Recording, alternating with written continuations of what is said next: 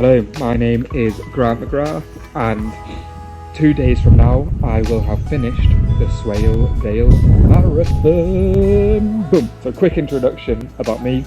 I'm a runner. I've been running now for about 10 months. I'm primarily a road runner, but I really like doing hard things, and the Swaledale Marathon will probably be the third hardest thing I've ever done. I recently completed the KMS Lake District Ultra. That was 50 kilometres. I ran 10 laps of a backyard ultra last November in 2022. That was about 66 kilometres. This will be a marathon self-navigated around the Dales, and I'm looking forward to it. That's all I can say. So a bit about the course. I've done a few recce's. Luckily with the Swaledale Marathon now, they do provide the GPX data online, so you can put it onto your watch. So I must have done 5 or 6 reconnaissance runs now. Initially started with walks, going to the area, split it up into different sections, then moved on to a couple runs, so split it in half and ran. It's quite funny, so I'm not going for a quick time, not going to push myself too hard, I'm enjoying it socially, and I'm walking the uphills, jogging everything else essentially. And you do start by going up. There's 2 big climbs. I'd say there's Flemington, which is enormous and daunting, and it's right off the start line. You know, about 10 metres of flat, straight into a huge uphill. Definitely walking the entire way. It gets so steep at the top, but then it's almost like Table Mountain. It's lovely and flat across the top of it, and then you come down the mountain, cross over a river, and then eventually you make your way over to checkpoint 1, where they have drinks provided, all this sort of stuff, about 10 kilometres in. From checkpoint 1, very short, it's about a 4 kilometre stretch over to checkpoint 2, where you have Low Faggergill, it's called. And then that's a nice easy section. There is a little bit of a hill, but then moving through War from Low Faggergill to Great Punchard Head. Great Punchard is a beast of a climb. It starts off relatively steep, climbing out of War, and then you have to make your way across a pretty flat section, just about 2 kilometres. Then it's just a long, drawn-out climb right to the top of Great Punchard Head. Fun, but yeah, it's easier. I don't know. We'll see how I feel about it after the event. From there, across what was quite a marshy, boggy, minging section, which is about 5 k's long. This is the hardest navigating part of the course. You can get lost absolutely everywhere. It's easy to lose the trail. And I've done it twice as a recce. Gone different ways both times. The watch isn't that accurate on these areas. I think I've got it down to see. Hopefully in 2 days' time I've assessed it. And then from, I think it's called Lowfell House or Level House, that's where that section ends. You go up past the lead mines, which is quite a desolate area. From there we move down to the most gorgeous part of the entire course. It's from Level House all the way to Gunnerside, and when it gets green past those lead mines, it's unbelievable. I hope you enjoy the footage from that. Going around from there, we get to Gunnerside, another little break where you can get some food, and then I didn't quite realise how big this climb was until I did my last recce last weekend. It's bloody huge. It goes on forever. You just keep on climbing and climbing and climbing. That's how it feels anyway. So straight up, out of Gunnerside, you've got steep hills immediately, cobbly, minging, awful, a little bit of rest, and up and up and up and up. But it's really fun. And once you get to the top of that climb, you are blessed with a nice, gentle, relatively gentle downhill until you get about a kilometre from the end, where it's cobbly, tight, brambles, you name it, all that sort of stuff, right back into reef, and then you are at the finish line, which is great. In terms of prep for the day, like I said, I've done some reconnaissance runs, reconnaissance walks, so I am a runner, so that helps. I think I'm a bit better prepared than I was in my last video. If you want to look at my Lake District Ultra, you can click here or here or here or here somewhere, and you can have a look at that video. But in my last one, I didn't take any blister plasters. My bag was a bit heavy, so I've definitely slimmed that bag down, used the sandwich bags. Got blister plasters on for the race. That's what I'm planning to do anyway. Yeah, just to go out, have a good time, relax, enjoy it, and try not to be too miserable. Hello and welcome to the Swaledale Marathon 2023. Behind me, we can see the start line for today. Gorgeous day. Behind me on this side we've got the first climb of the day. It's going to be lovely, it's going to be great, looking forward to it. Let's go take a look now at a quick course overview and see what we're going to be jumping into today. Now we start the Swaledale Marathon all the way up in Reeth, which is just past Richmond in northeast England, and the run starts by heading straight up Fremington. This is the big ridge we can see here on the right hand side. We go across that edge there, it's nice steep downhill, and then we get all the way over to War eventually, and then up there we have the huge climb up Great Punchard. Once we do that U-turn we come across the moors, the highest point of the course, and here when we come round this corner it's the most beautiful part of the race into Gunnerside. Eventually we make our way round all the way back into Reeth, down a few steep downhills, and that is the race done. 24 miles, not 26 like a marathon usually is, but you appreciate this bonus 2 miles at the end.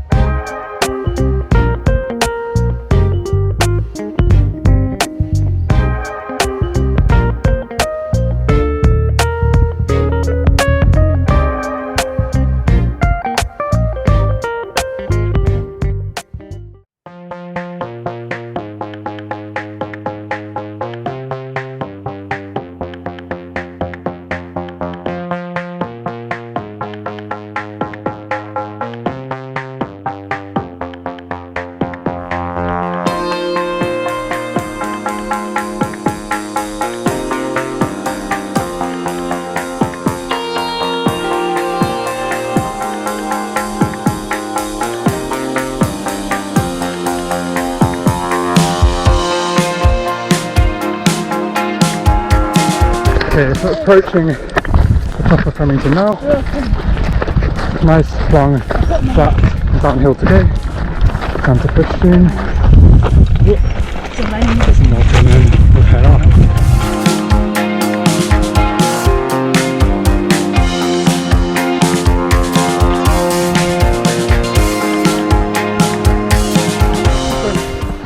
Fremington now. We are 2 kilometres 30 in, 22 minutes. Nice and gentle so far, it's been good. Nice and flat now, and downhill to checkpoint 1, which should be alright. Yeah, enjoying it so far. A bit warm, but we're all good. We're 3.5 k's, 30 minutes in, and Fremington is being conquered. And now we're downhill.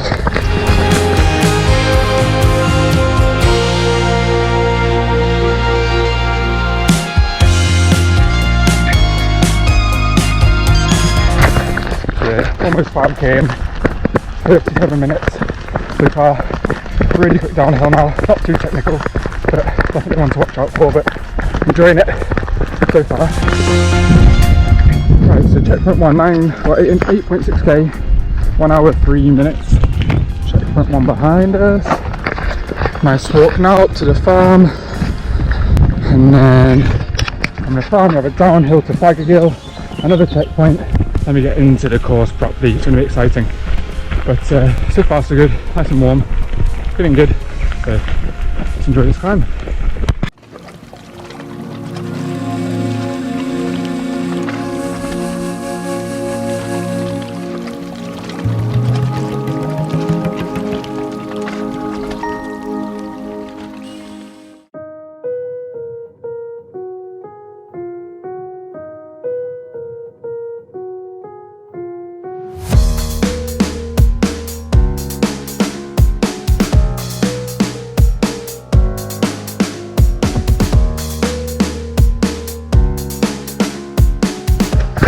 Coming into checkpoint 2. Last bit of water now until level house, so important to fill up. And yeah, big climb next.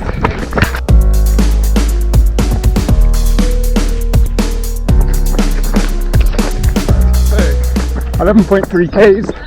We're 1 hour 24 minutes into the run. Checkpoint 2, leaving that behind. Feeling good, not too hot yet. Full of water. We've got right the way up Punchard now, big climb. There's no water at the top of there.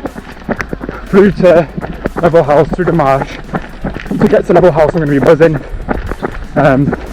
Should be good from there. You know you completed it essentially then. I say that now, we'll see how we feel when we get there. Yeah, let's go. Oh yeah.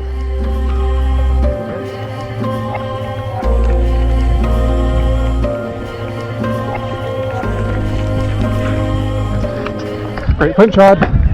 Let's go. Hello.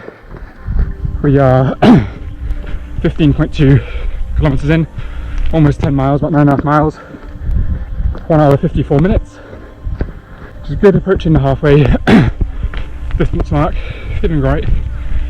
Going up Punchard still. You can see across the valley behind me, I hope. It's gorgeous, not hard to go up here now. Just this way. Really nice underfoot. Easy climb in terms of terrain. Not so easy in terms of actual climbing. Yeah, feeling good. Couple of gels in, plenty of water left. Not far to go. Couple of wee stops now. Yeah, feeling right.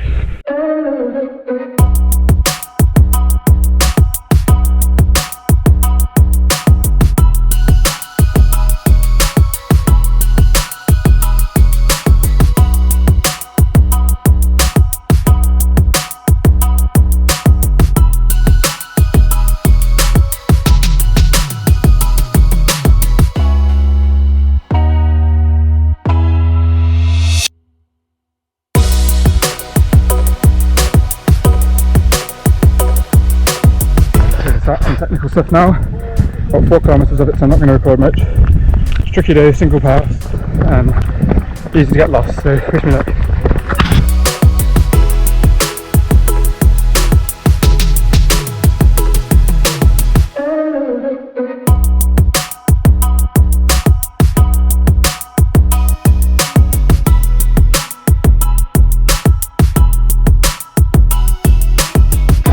Marshy section complete. We are heading over towards Level House, still up on the marsh. Running well, but we're going good. It's nice having the foot now. Easier to follow the trail. Didn't get lost. We're coming up to our first self clip, so hopefully you can spot that. And yeah, go from there.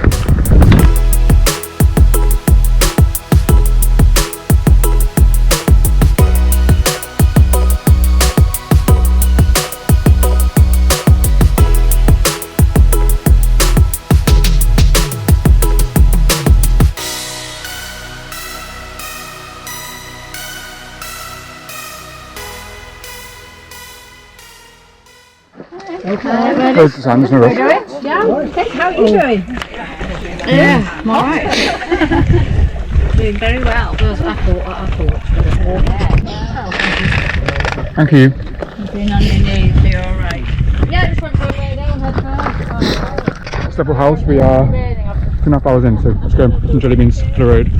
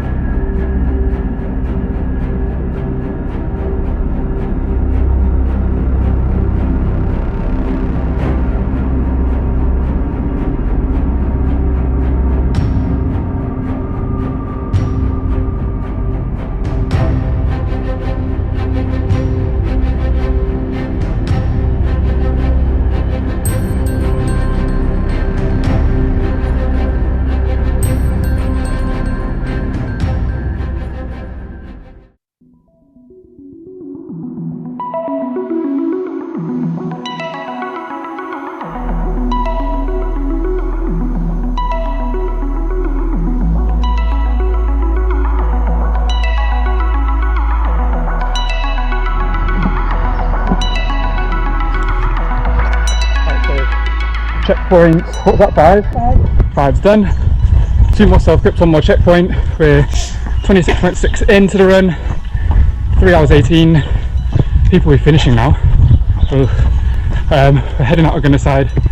Nice juicy hill that everyone's warned us about. Yeah, it goes on forever. That's how it goes. It's not the attitude.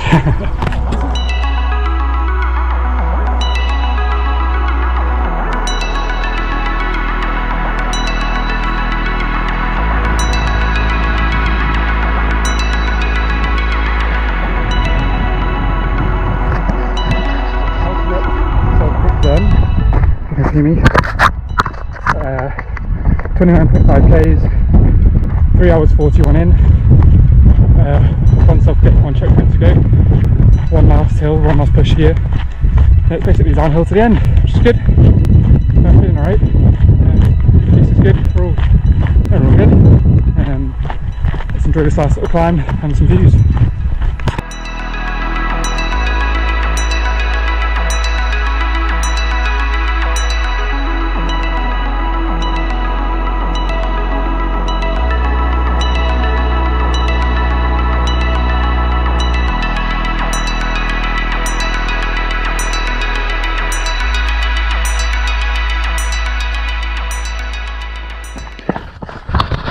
Okay, I know you can't see me too well, but we're going on the gravelly path now. Next time I see you, you'll be at the finish line. See you soon. We're at the finish!